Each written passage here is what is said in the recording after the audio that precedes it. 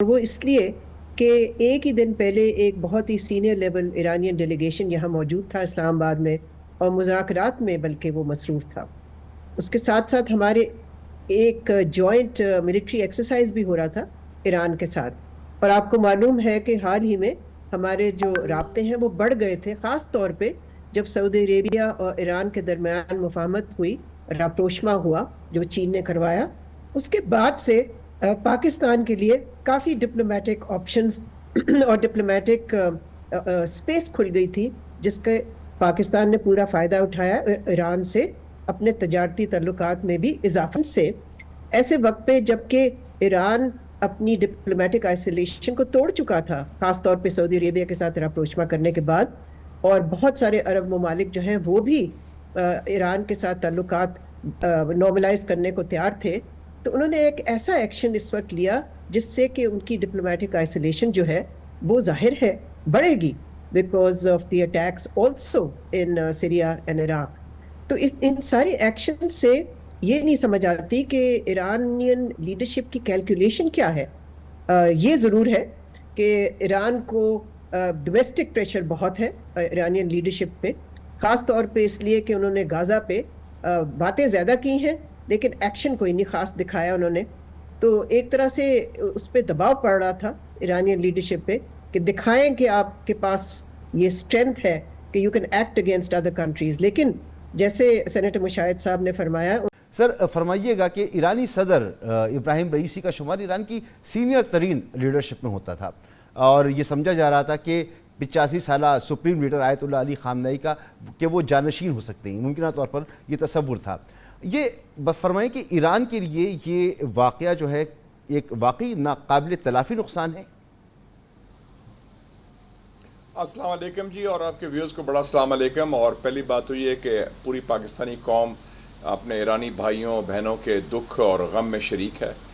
ایران ایک برادر ملک ہے، ہمسایہ ہے، اور حال ہی میں دورہ بھی ہوا تھا صدر ڈاکٹر سید ابراہیم رئیسی صاحب کا پاکستان۔ ان کی بیگم جو خاتون اول ہیں خانم جمیلہ بھی تھیں، وہ خود پروفیسر بھی ہیں۔ تو یہ اس وقت، اور یہ بڑے خاص دست راست تھے رہبر جو ہیں ایران کے، سید علی خامنئی صاحب۔ اور یہ آپ نے بالکل صحیح فرمایا کہ یہ خیال کیا جا رہا تھا کہ چونکہ ان کا ایک مقام ہے، ماضی میں یہ چیف جسٹس تھے سپریم کورٹ کے، اب ایک صدر ہیں، اور ان کی گرومنگ ہو رہی تھی کہ آئندہ رہبر جو ہیں جن کی عمر ماشاءاللہ اب 85 سال ہے اور ذرا ضعیف ہو گئے ہیں، ان کے جانشین ہو سکتے ہیں، اور فیورٹ جیسے کہتے ہیں، ان کو ہی سمجھا جا رہا تھا۔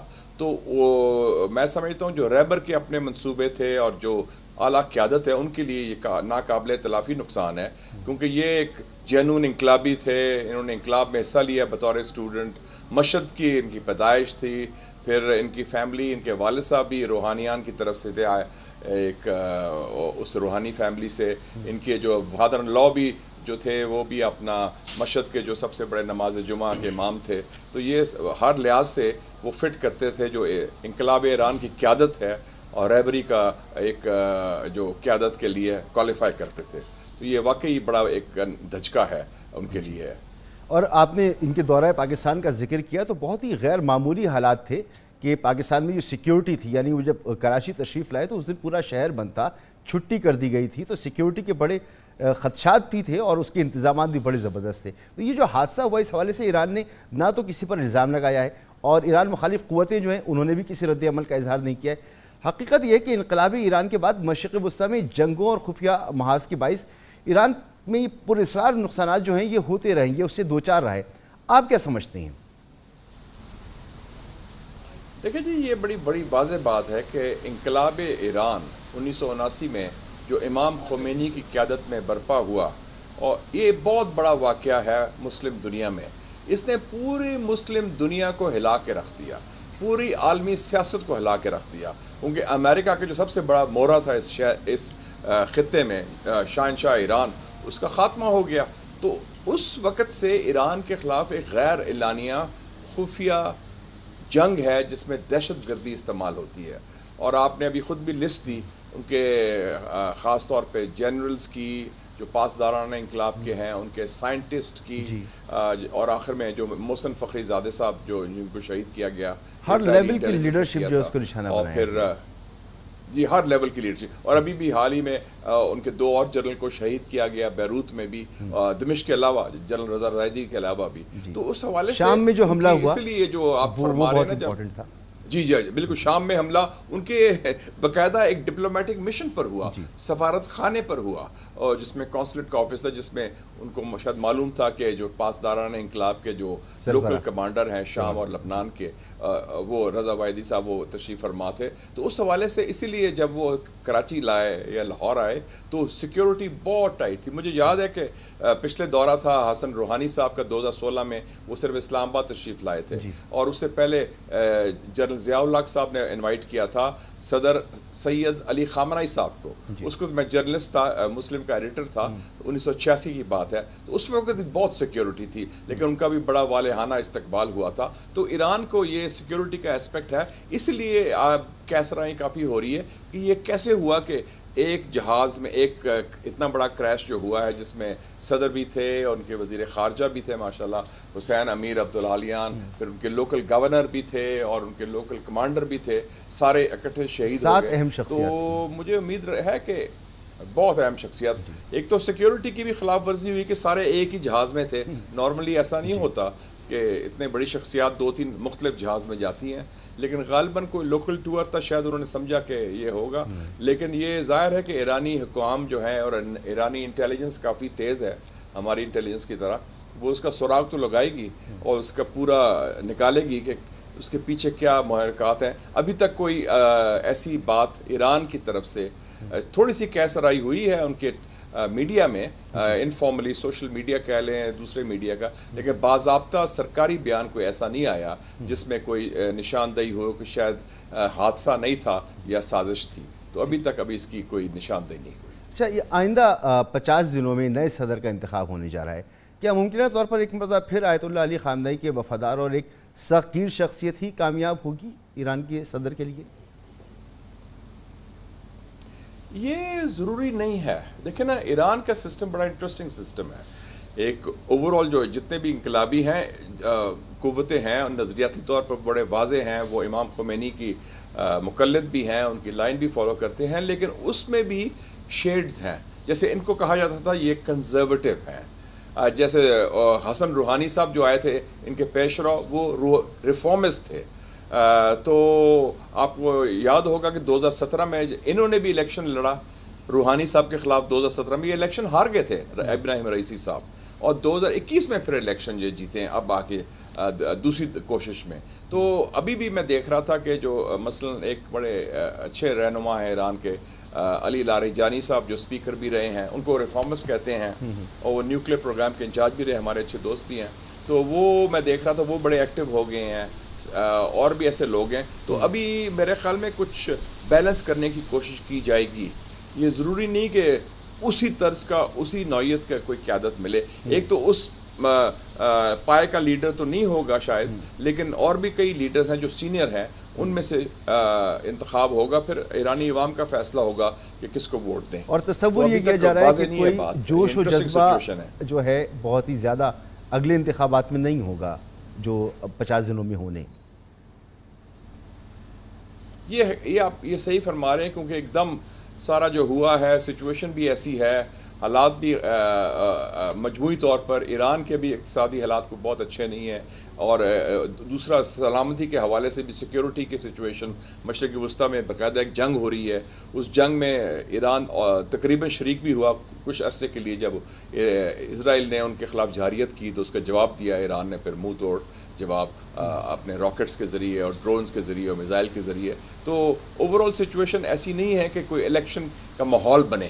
الیکشن کا ماحول بھی بنا چاہیے کینڈیڈیٹس کے حوالے سے, ایشوز کے حوالے سے.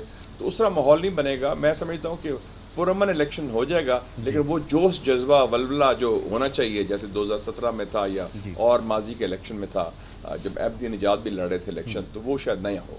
ٹھیک ہے. اچھا, یہ ابراہیم رئیسی صاحب کی جو شخصیت ہے, یہ ان کی جو اپیرنس ہے انٹرنیشنل لیول پر, چاہے وہ اقوام متحدہ میں ان کی تقریر ہو, یا اس کے علاوہ اسرائیل کی غزہ میں بربریت کے خلاف ایران کی ایک مضبوط پوزیشن جو تھی وہ انہوں نے لی تھی. تو ایران نے اسرائیل پر یہ فضائی حملے کیے, اور اگلی ایرانی قیادت جو آئے گی, کیا وہ بھی اس تسلسل کو جاری رکھے گی یا کوئی تبدیلی کا امکان ہے؟ میں سمجھتا ہوں کہ جو تھوڑے عرصے کے لیے 3 سال ان کی حکومت رہی، گورنمنٹ رہی ڈاکٹر سید ابراہیم رئیسی صاحب کی، صدر جمہوریہ اسلامی ایران کی، اس میں کافی بڑے کام ہوئے خارجہ پالیسی میں. آپ یہ دیکھیں کہ جو 35 سالوں سے چپکلس چل رہی تھی ایران اور سعودی عربیہ کے درمیان، اس کا خاتمہ ہوا ان کے دور میں مارچ 2023 کو، اور اس میں چین نے ایک بڑا اہم کردار ادا کیا. گو کہ ہم بھی شامل تھے اس میں، ہم بھی کوششیں کر رہے تھے. اس سے پہلے ہم نے دعوت بھی دی تھی ایران اور سعودی عربیہ کے وزراء خارجہ کو اور چین کے وزیر خارجہ کو. وہ تشریف بھی لائے تھے پاکستان، آپ کو یاد ہوگا مارچ 2022 میں اسلامی خارجہ امور کی کانفرنس میں. تو ایک تو یہ انہوں نے کیا. دوسرا کشمیر اور فلسطین، 2 بڑے ایشوز ہیں مسلم امہ کے. دونوں مقبوضہ علاقے ہیں، دونوں میں بربریت ہو رہی ہے، ریاستی دہشت گردی ہو رہی ہے. ان دونوں پر انہوں نے برملا بہت بڑا سٹینڈ لیا. اور پھر آپ نے یہ بھی دیکھا کہ یہ علامہ اقبال کے بڑے شہدائی ہیں، علامہ اقبال لاہوری.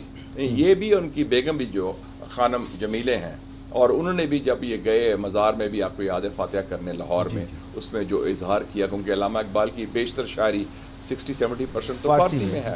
تو ایرانی خود بھی ان کو بھی اون اپ کرتے ہیں فارسی میں. تو وہ فارسی کے حوالے سے وہ بڑا ایران میں بڑا ان کا مقام ہے ان کا علامہ اقبال کا.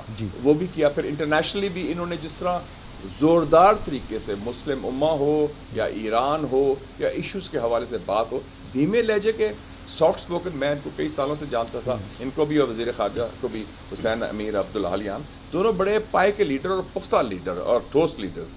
اگر ایران کی قیادت جو ایمرج کرتی ہے بڑے ایکسپیرینسڈ ہے.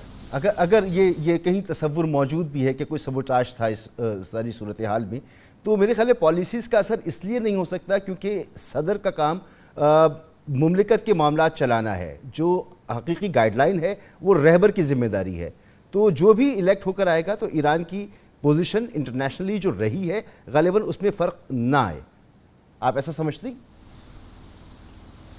جی بالکل، یہ آپ نے صحیح فرمایا. بنیادی طور پر آپ دیکھیں نا کہ ایرانی سسٹم میں ہے، جیسے ہم کہتے ہیں پاکستان کی اسٹیبلشمنٹ ہے، ایران کی بھی اسٹیبلشمنٹ ہے. اس اسٹیبلشمنٹ کے جو سربراہ ہیں وہ ہیں رہبر سید علی خامنہئی صاحب. پاسداران انقلاب، ریولوشنری گارڈز ان کے کنٹرول میں ہے.